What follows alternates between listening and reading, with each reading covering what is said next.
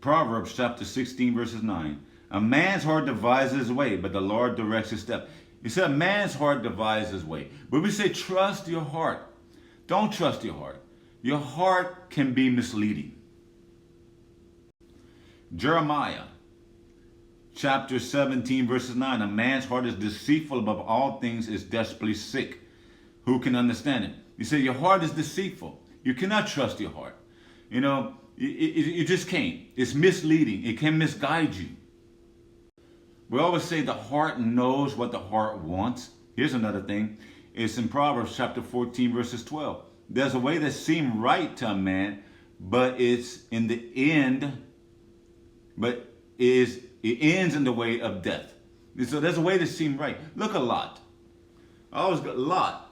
You know, the devil painted a pretty picture of Sodom. It looked good. We always think the grass is greener on the other side. But the Bible said the end thereof was death. God destroyed Sodom and Gomorrah. But he saw this great, it was green, it was flourishing, it looked so good. And that's how Satan paints a picture of sin. It looks good. They're all having fun. They're having a blast. But he doesn't show you the reverse side of that coin, where it's spousal abuse, where it's child abuse, where they're having health issues. He doesn't show you that version. He doesn't show you that where it is ends up in death and destruction. Because he knows if he shows you that you were not going to do it. You're not going to be tempted to do it. So he knows to paint the pretty picture to get you to fall for it. And he does it to get you to get off track, to get you to lose vision with God.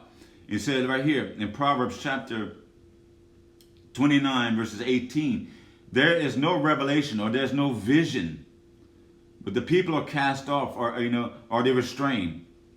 But happy is he who keeps the law. He said, my people perish for the lack of vision, for the lack of revelation. So why? Because they have no sight. They're blinded. And Jesus said to them, in John chapter 8, verse 12, Jesus spoke to them saying, I am the light.